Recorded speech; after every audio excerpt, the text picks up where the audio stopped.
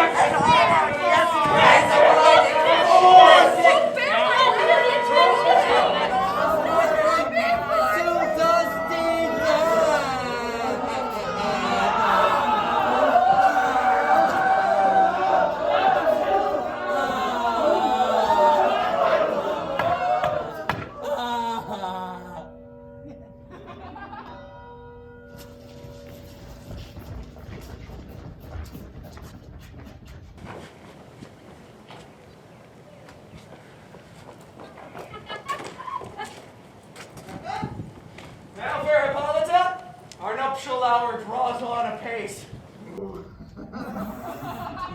4 happy days bring in another moon. But how slow this old moon wanes. She lingers my desires, like to a stepdame or a dowager long withering out a young man's revenue. 4 days will quickly steep themselves in night. 4 nights will quickly dream away the time, and then the moon, like to a silver bow, new bent in it, shall behold the night of our solemnities.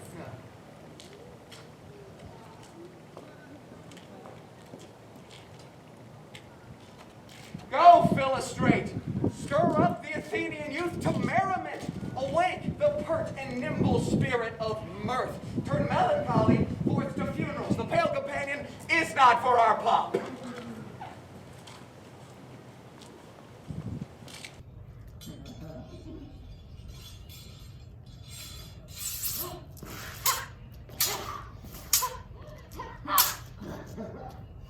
Hippolyta, I wooed thee with my sword, and won thy love, doing thee injuries, but I will wed thee in another key. Oh. With pomp, with triumph, and with reveling.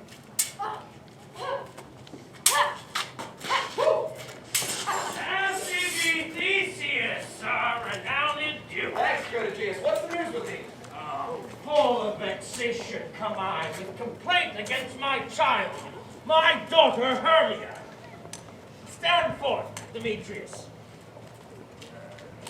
My gracious duke, this man hath my consent to marry her. Stand forth, Lysander. And my noble lord, this man hath bewitched the bosom of my child. Thou, Lysander, thou hast given her rides, and interchanged love tokens with my child. Thou hast by moonlight at her window sung, and with cunning haste thou hast filched my daughter's heart, turned her obedience, which is due to me, into stubborn harshness. And, my gracious duke, be it so she will not before your grace consent to marry Demetrius, I beg the ancient privilege of Athens, as she is mine, I may dispose of her. Be it either to this gentleman, or to her death, according to our law, immediately provided in that case. What? What say you, Hermia? Be advised, Hermia, to you, your father should be as a god, to whom you are but as a form in wax by him imprinted, and within his power to leave the figure or disfigure it. Demetrius is a worthy gentleman. So is Lysander. In himself, he is, but in this kind, wanting their father's voice, the other must be held the worthier. Would my father look to it with my eyes? Rather, your eyes must look his judgment. I do entreat your grace to pardon me, but I beseech your grace that I may know the worst that may befall me in this case, if I refuse to wed Demetrius. either to die the death or to abjure forever the society of men. Therefore, fair Hermia, question your desires. Know of your youth, examine well your blood, whether, if you yield not to your father's choice, you can endure the livery of a nun, to grow, live, and die in single blessedness. So will I grow, so live, so die, my lord, ere I will yield my virgin patent up unto his lordship, whose unwished yoke my soul consents not to give sovereignty. Take time to pause, and by the next new moon, the sealing day betwixt my love and me, for everlasting bond of fellowship, upon that day, either prepare to die for disobedience to your father's will, or else to wed Demetrius as he would, or on Diana's altar to protest for austerity and single life. Relent, sweet Hermia, and Lysander, yield thy crazy title to my certain right. You have her father's love, Demetrius. Let me have Hermia's. Do you marry him? Oh, scornful Lysander!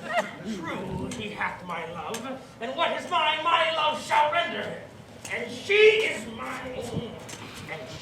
mine, and all my right of her I do estate unto Demetrius. I am, my lord, as well derived as he, as well possessed. My love is more than his. My fortunes every way as fairly ranked, if not with vantage, as Demetrius. And, which is more than all these boasts can be, I am beloved of beauteous Hermia. Why should not I then prosecute my right? Demetrius, on the voucher to his head, made love to Nader's daughter Helena, and won her soul. And she, sweet lady, devoutly dotes in idolatry upon this spotted and inconstant man. I must confess that I have heard so much, and with Demetrius not to have spoke thereof, but being overfull of self-affairs, my mind did lose it. For you, fair Hermia, look you arm yourself to fit your fancies to your father's will, or else the law of Athens yields you up to death, or to a vow of single life. Come, my Hippolyta. What cheer, my love? Demetrius and Aegeus, go along. I must employ you in some business. With duty and desire we follow you.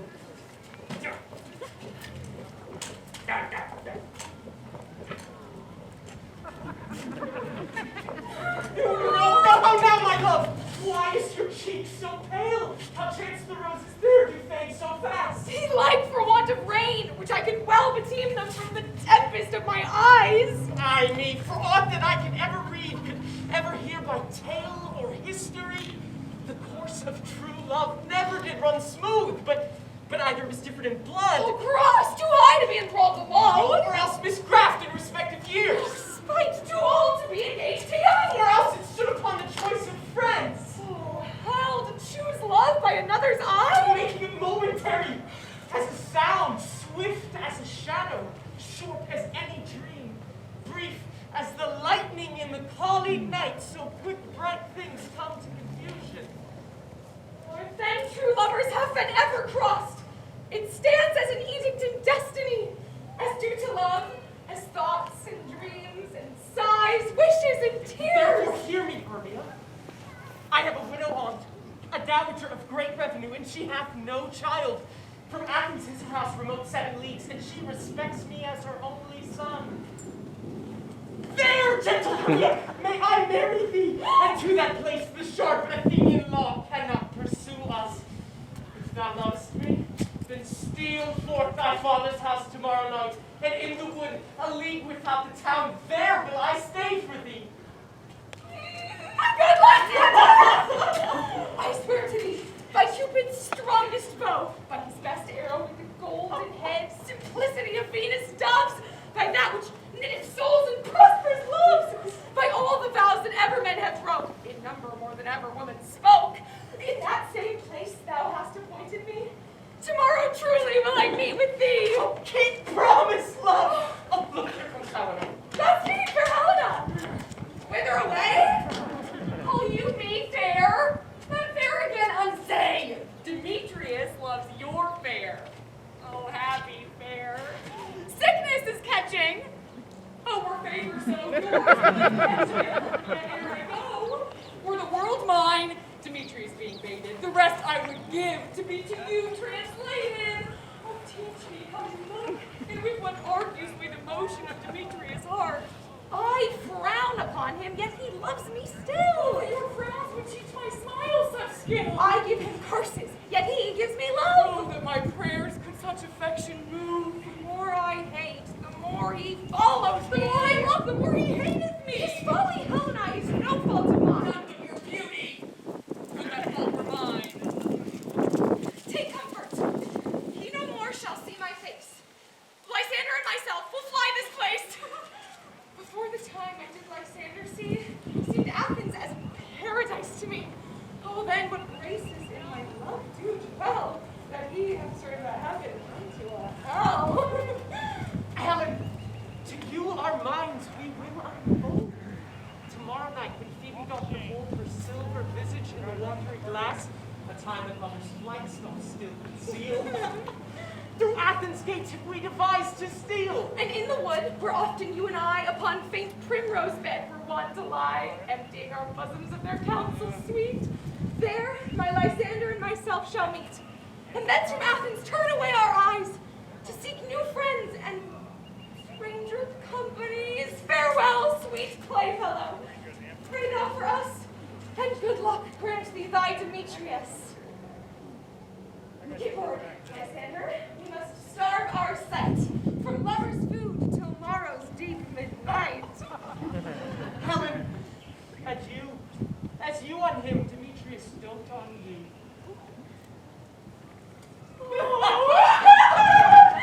How happy some, or other some can be. Through Athens, I am thought as fair as she. But what of that? Demetrius thinks not so. He will not know what all but he do know. For ere Demetrius looked on Hermia's eye, he hailed down oath that he was only mine. And when this hail some heat from Hermia felt, so he dissolved, and showers of oaths did melt. I will go tell him of fair Hermia's flight. Then to the wood will he tomorrow night pursue her. And for this intelligence, if I have thanks, it is a dear expense. But herein mean I to enrich my pain, to have his sight thither and back again. Here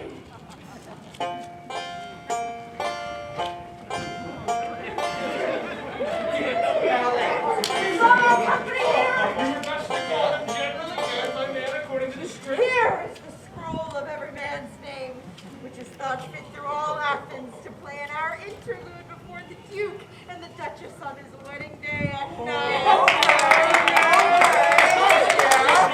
Say what the play treats on, then read the names of the actor, and so grow to a point. Mary, our play is the most lamentable comedy and most cruel death of Pyramus as this be. Pyramus is very good piece of work, I assure you, and Mary. Now, good Peter Quince, call forth your actors by the scroll. Masters, spread yourselves. Answer as I call you.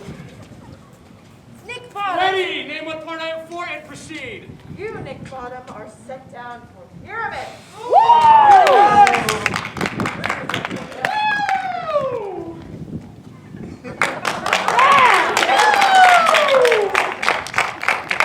What's Pyramus?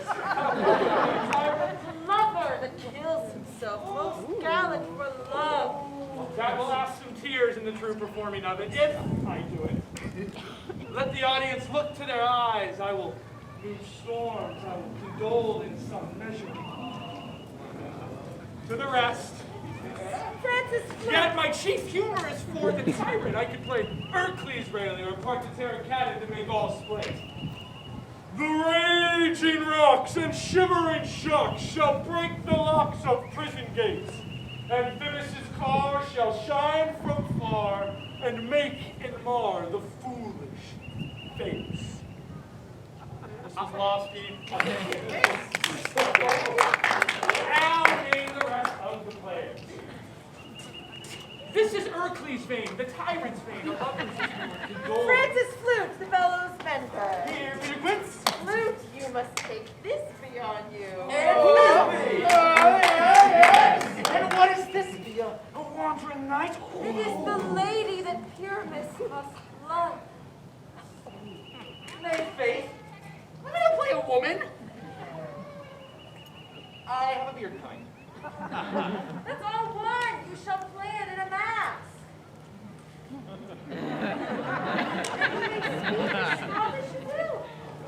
And I may hide my face. Let me play Thisbe too. I'll speak in a monstrous little voice. Thisbe, oh, Mr. Thy Thisbe, dear and lady dear. Oh, no, you must play Sheremus and flute. You, Thisbe. Proceed. Robin Starveling the tailor. Here's Peter Quince. Robin Starveling, you must play Thisbe's mother.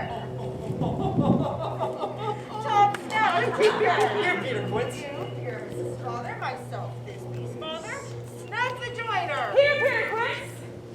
You, the lion's part. I hope here is a play fitted. Have you the lion's part written?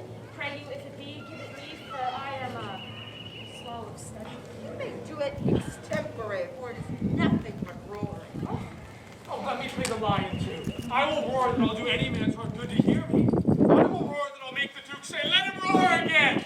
Let him roar again! You should do it too terribly. You would fright the Duchess of the Ladies that they would shriek, and that were enough to hang us all. That would hang us. Every mother's son. But I will aggravate my voice so that I will roar you as gently as any sucky dove. I will roar you to any nightingale. You can play no part but Pyramus. Pyramus is a sweet-faced man. A proper man as one shall see in a summer's day. A most lovely gentleman-like man. Therefore you must needs play Pyramus. Well, I will undertake it. Masters, here are your parts, and I am to entreat you, request you, and desire you to find them by tomorrow night, and meet me in the palace wood a mile without the town by moonlight. There we will rehearse, for if we be in the city, we shall be dogged with company. Our devices, no. In the meantime, I will draw a bill of properties such as our play wants. I pray you, fail me not. We will meet, and there we will rehearse most obscenely and courageously. Take pains, be perfect. Adieu. At the Duke's oath, we meet. Enough! Hold or cut bowstrings.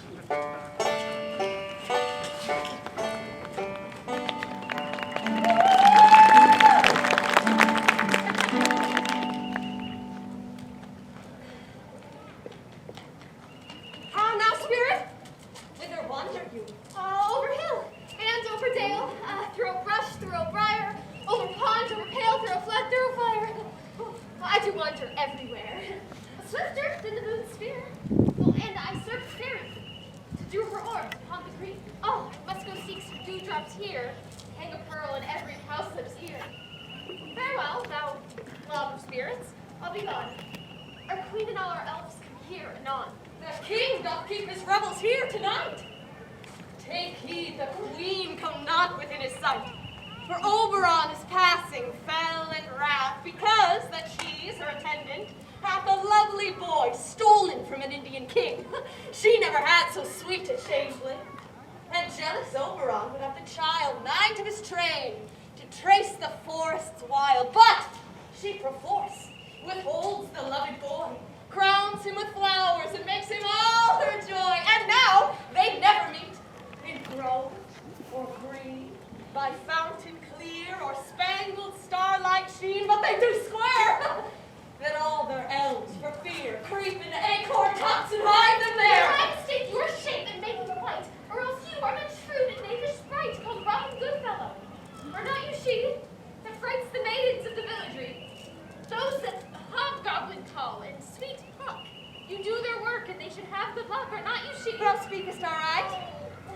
I am that merry wanderer of the night. I jest to Oberon and make him smile, where I am fat and bean-fed horse beguile, neighing in likeness of a filly foal. The wisest aunt telling the saddest tale, sometimes a 3-foot stool mistake with me. Then slip I from her palm, down topples she, and tear cries and falls into a cough. And then the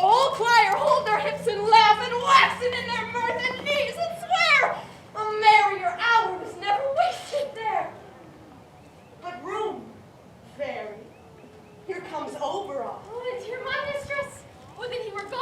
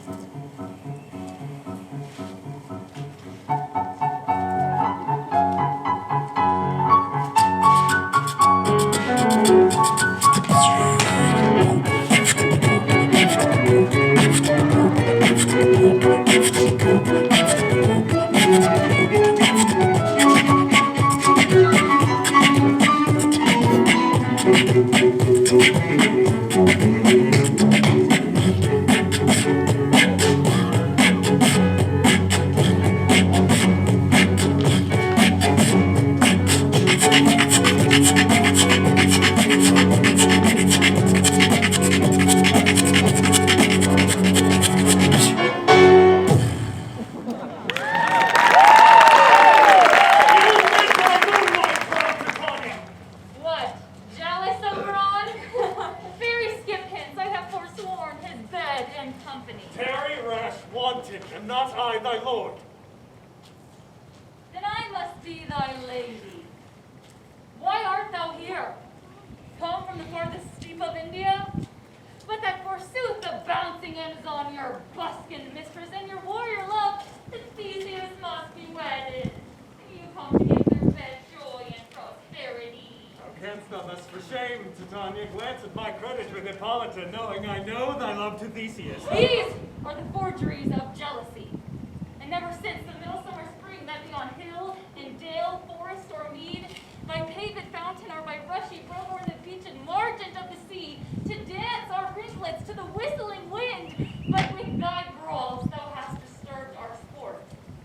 Therefore the wind, piping to us in revenge, as in revenge have sucked up the sea contagious fogs, which falling in the land have every pelting river made so proud that they have overborne their continents. The human mortals want their winter cheer. No night is now with him or carol blessed. Therefore the moon, the governess of floods, pale in her anger, washes all the air that rheumatic diseases to abound. And through this distemperature we see the seasons alter. The spring, the summer, the childing autumn, angry winter change their wonted liveries. And the amazing world, by their increase, now knows not which is which.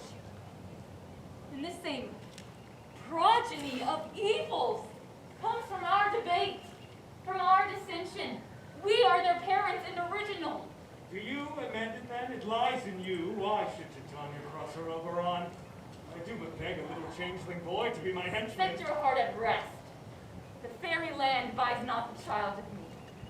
His mother was a votress of my order. Full often hath she gossiped by my side and sat with me on Neptune's yellow sands, her wound then rich with my young squire. But she being mortal of that boy did die, and for her sake do I rear up her boy, and for her sake I will not part with him. How long within this wood intend you stay? Perchance till after Theseus' wedding day. If you will patiently dance and around and see our moonlight revels, go with us. If not, shun me, and I will spare your haunts. Give me that boy, and I will go with thee. Not for thy fairy kingdom. Fairies away, we shall chide downright if I longer stay. Well, go thy way. Thou shalt not from this grove till I torment thee for the century. My gentle Puck, come hither. Thou rememberest, since once I sat upon a promontory and heard a mermaid on a dolphin's back, uttering such dulcet and harmonious breath, that the rude sea grew civil at her song, and certain stars shot madly from their spheres to hear the sea maid's music. I remember. That very time I saw it, but thou couldst not. Flying between the cold moon and the earth, Cupid, all armed, a certain aim he took, and loosed his love shaft smartly from his bow, as it should pierce 100,000 hearts. Yet marked I when the bolt of Cupid fell. It fell upon a little western flower, before milk white, now purple with love's wound, and maidens call it love in idleness. Fetch me that flower, The herb I showed thee once. The juice of it on sleeping eyelids laid will make or man or woman madly dote upon the first live creature that it sees. Fetch me this herb, and be thou ere again the Leviathan can swim a league. I'll put a girdle round about the earth in 40 minutes! Having once this juice, I'll watch Titania when she is asleep, and drop the liquor of it in her eyes. The next thing then she waking looks upon, be it on lion, bear, wolf, or bull, on meddling monkey, or on busy, she shall pursue it with the soul of love. Comes here. I am invisible, and I will overhear their conference. Ow! I love thee not, therefore pursue me not. There's Lysander, fair Hermia. One I'll slay, the other slayeth me. Thou toldst me they were stolen into this wood, and here am I, and wood within this wood, because I cannot meet my Hermia. Hence, get thee gone, and follow me no more. You draw me, you hard-hearted adamant, but yet you draw not iron, for my heart is true as steel. Leave you your power to draw, and I shall have no power to follow you. Do I entice you? Do I speak you fair? Or rather, do I not, in plainest truth, tell you I do not, nor I cannot love you? And even for that, do I love you all the more? I am your spaniel. Demetrius, the more you beat me, I will fawn on you. Use me, but as your spaniel. Spurn me, strike me, neglect me, lose me. Only give me leave, unworthy as I am, to follow you. What worser place can I beg in you love, and yet a place of high respect with me, than to be used as you use your dog? Tempt not too much the hatred of my spirit, for I am sick when I do look on And I am sick when I look not on you. You do impeach your modesty too much. To leave the city and commit yourself into the hands of one that loves you not. To trust the opportunity of night and the ill counsel of a desert place with the rich worth of your virginity. Your virtue is my privilege. Ah! It is not night when I do see your face. Therefore, I think I am not in the night, nor doth this wood like worlds of company, for you and my respect are all the world. Then how can it be said I am alone when all the world is here to look on me? I'll run from thee and hide me in the brakes and leave thee to the mercy of wild beasts. Oh, the wildest have not such a heart as you. Run when you will, the story shall be changed. Apollo flies and Daphne holds the chase. I'll not stand on questions. Let me go, or if thou follow me, do not believe that I shall do thee mischief in the wood. Aye, in the temple, in the town, the fields, you do me mischief. Fie, Demetrius! Your wrongs do set a scandal on my sex. We cannot fight for love as men may do. We should be wooed, and we're not made to woo.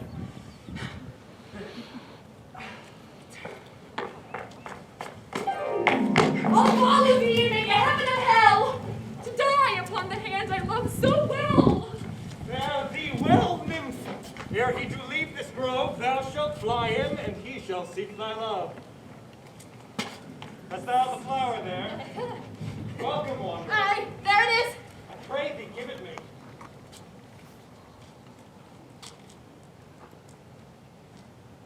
I know a bank where the wild thyme blows, where oxlips and the nodding violet grows, quite over canopied with luscious woodbine, with sweet musk roses and with eglantine. There sleeps Titania, sometime of the night, lulled in these flowers with dances and delight. And there the snake throws its enameled skin weed wide enough to wrap a fairy in. And with the juice of this, I'll streak her eyes and make her full of hateful fantasies. Take thou some of it, seek through this grove. A sweet Athenian lady is in love with a disdainful youth. Anoint his eyes, but do it when the next thing he espies may be the lady. Thou shalt know the man by the Athenian garments he hath on. And look thou, meet me ere the first cock crow. Fear not, my lord. Your servant shall do so.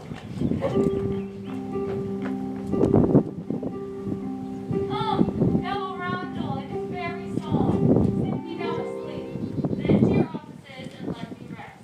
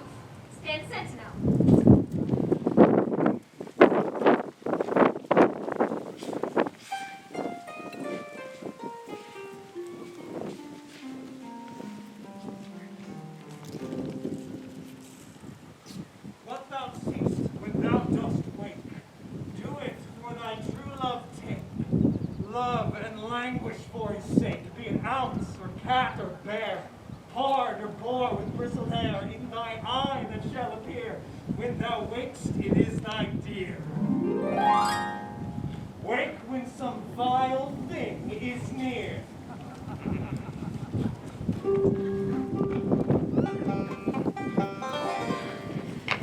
Their love he faints with wandering in the wood.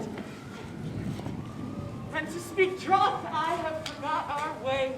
We'll rest us, Hermia, if you think it good, and tarry for the comfort of the day. Be it so, Lysander. Find you out a bed, for I upon this bank will rest my head. One turf shall serve as pillow for us both.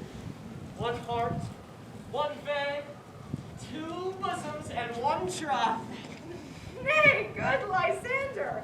For my sake, my dear, lie further off yet. Do not lie so near. Take the sense, sweet, of my innocence. I mean that my heart unto yours is knit. Two bosoms interchangeable in oath. So then two bosoms and a single troth.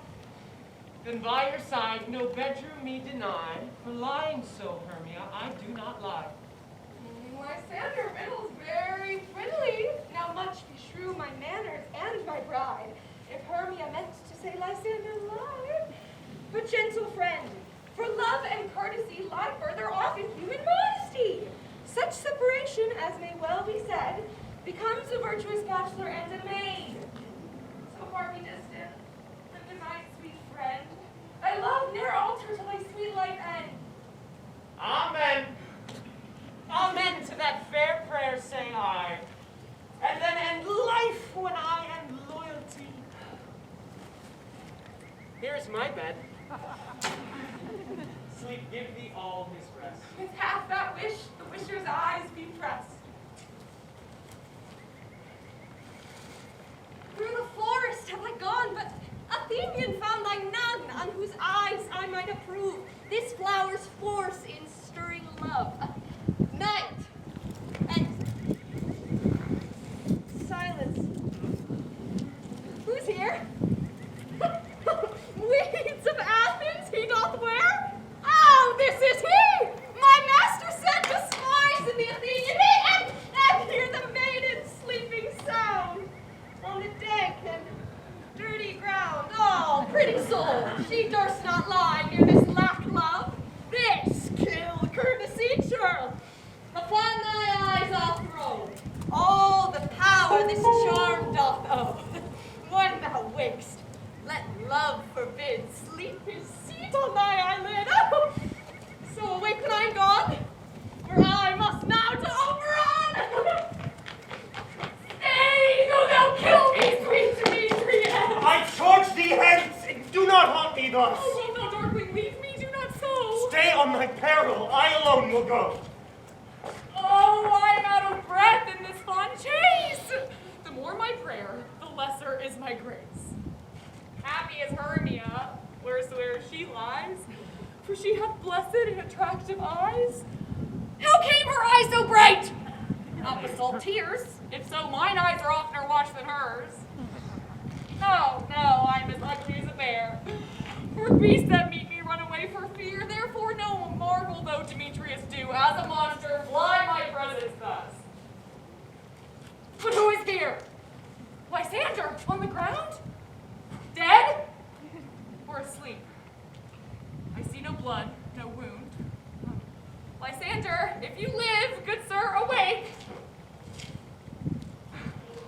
And run through fire I will for thy sweet sake. Transparent Helena, nature shows art that through thy bosom makes me see thy heart. Where is Demetrius? Oh, how fit a word is that vile name to perish on my sword. Do not say so, Lysander, say not so. What though, he loves your Hermia? Lord, what though? Yet Hermia still loves you, then be content. Content with Hermia? No. I do repent the tedious minutes I with her have spent. Not Hermia, but Helena I love. The will of man is by his reason swayed, and reason says you are the worthier maid, and leads me to your eyes, where I o'erlook love stories written in love love's richest book. Wherefore was I to this keen mockery born? When at your hands did I deserve this scorn? Is it not enough? Is it not enough, young man, that I did never, no, nor never can, deserve a sweet look from Demetrius' eye, but you must flout my insufficiency? Good rock, you do me wrong. Good sooth you do in such disdainful manner me to woo. But fare ye well.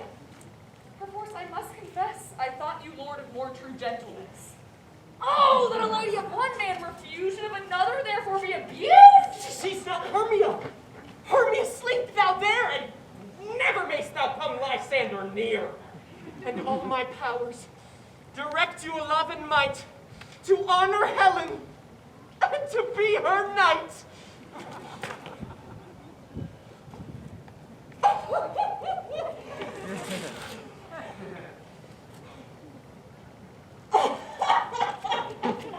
Help me, Lysander, help me! Do thy best to pluck this crawling serpent from my breast! Ay me, for pity, what a dream was here! Lysander, look how I'm quake with fear! Methought a serpent ate my heart away, and you sat smiling at his cruel prey! Lysander? What, removed? Lysander, Lord! Alack, where are you? Speak, and if you hear, speak of all loves, for I swoon almost with fear. But out of hearing, gone, no sound, no word, no. Oh, then I well perceive thou art not nigh. Either death or you, I'll find immediately. Ooh.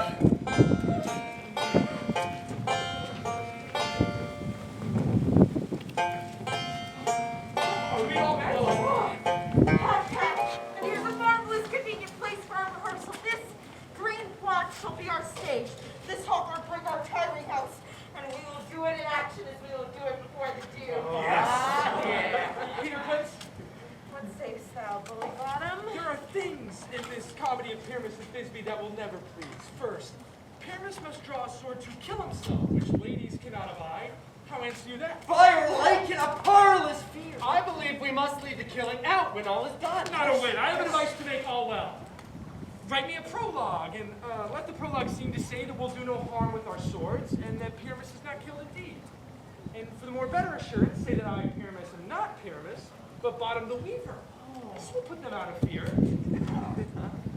No, we will have such a prologue. Oh! Will not the ladies be afeard of the lion? Oh, I fear it, I promise you. Masters, we ought to consider with ourselves to bring in, God shield us, a lion among ladies is a most dreadful thing, for there's not a more wild fowl than your lion living. We ought to look to it. Therefore, another prologue must tell that he is not a lion. Nay, you must name his name, and half his face to be seen through the lion's neck, and there indeed let him name his name and tell them plainly he's Snug the Joiner. Well, it shall be so, but there is two hard things. That is, to bring the moonlight into a chamber. For you know, Pyramus and Thisbe meet by moonlight. Why, you may leave a casement of the great chamber window open where we play, and the moon may shine in at the casement. Aye, or else one must come in with a bush of thorns and a lanthorn and say he comes to disfigure or to present the person of moon. Then there is another thing. We must have a wall in the creation. A wall?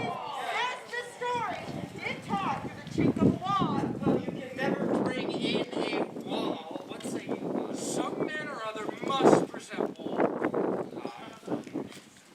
let him hold his fingers thus, and through this cranny shall Pyramus and Thisbe whisper. If that may be, then all is well. Come, sit down, everyone concerned, and rehearse your parts. Pyramus, you begin. When you've spoken your speech, enter into that break. And so everyone according to his cue.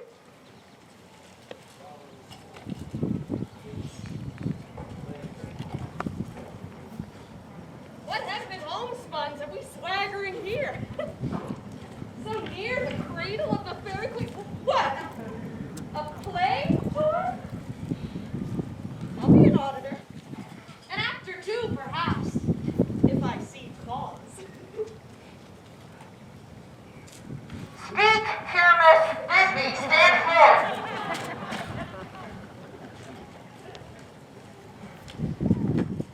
Thisbe, odors. Odor, savor, sweet.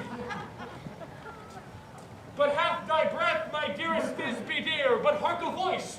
Stay now but here a while, and by I will to thee appear. A stranger Pyramus that hath laid here. Must I speak now? Aye, very much, chiefly. You must understand, he goes but to see a noise that he heard, and is the count again.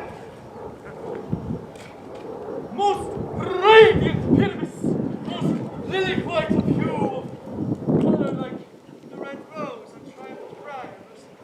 Risky juvenile, it must not be true.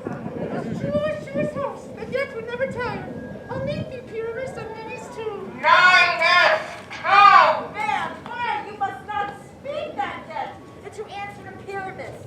You speak all your parts at once, cues and all. Pyramus, enter! Your cue is past. It is never tire. Who is true as horse, that yet would never tire. If I were fair Thisbe, I were only thine. Oh, monstrous! Oh, slave! Here, what?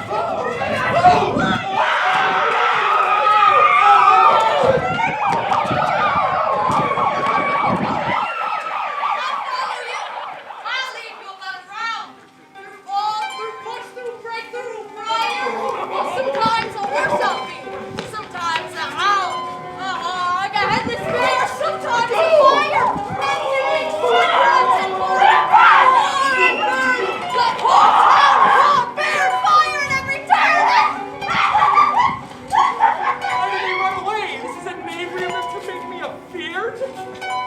Oh, pardon, thou art changed! What do I see on thee? What do you see? You see an asset of your own. Bless thee, Father, bless thee. Thou art translator!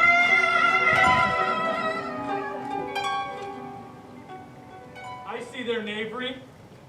This is to make an ass of me, to fright me if they could. Do what they can. I will not stir from this place. I will walk up and down here, and I shall sing, so they know I'm not afraid. So cock so black of hue, with thorns tawny bill, the throstle with his notes so true, the wren with little quill. What angel wakes me from my flowery bed? The finch, the sparrow, and the lark, the plains are cuckoo gray, whose notes full many a man doth mark and dares not answer nay. I pray thee, gentle mortal, sing again. Oh! My ear is much enamored of thy note, so is mine eye enthralled into thy shape. And thy fair virtue's force perforce doth move me on the first view to say, to swear, I love thee. Methinks, mistress, you should have little reason for that. And yet, to say the truth, reason and love keep little company nowadays. Thou art as wise as thou art beautiful. Not so neither. If I'm wise enough to get out of this wood, I am to serve my own turn. Out of this wood I do not desire to go. Thou shalt remain here whether thou wilt or no. I am a spirit of no common race. The summer so doth tin upon my state, and I do love thee, therefore go with me. I'll give thee fairies who attend on thee, and they shall tempt thee till from the deep and sing, whilst thou on pressed flower dost sleep. And I'll purge thy mortal grossness so that thou shalt like an airy spirit go. Peace blossom, cobweb, fluff, and mustard seed. Ready.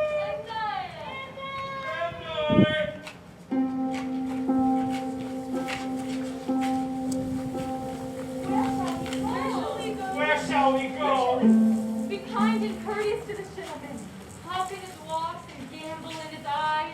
The honeybags steal from the humble bees, and for night keepers crop their waxen dyes, and light them at the fiery glowworm's eyes to have my love to bed and to arise, and pluck the wings from painted butterflies to fan the moonbeams away from his sleeping eyes.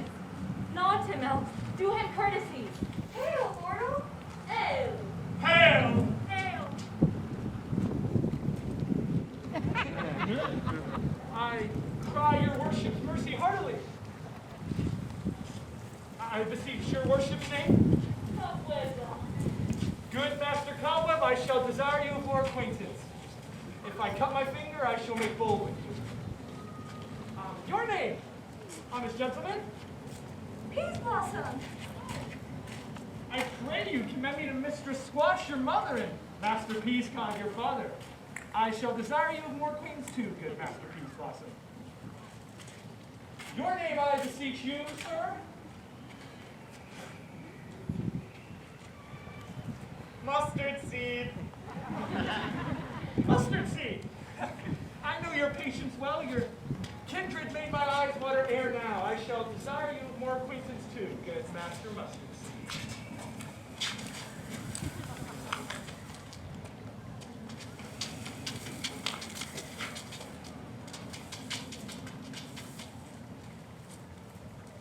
Come light upon him, lead him to my bower.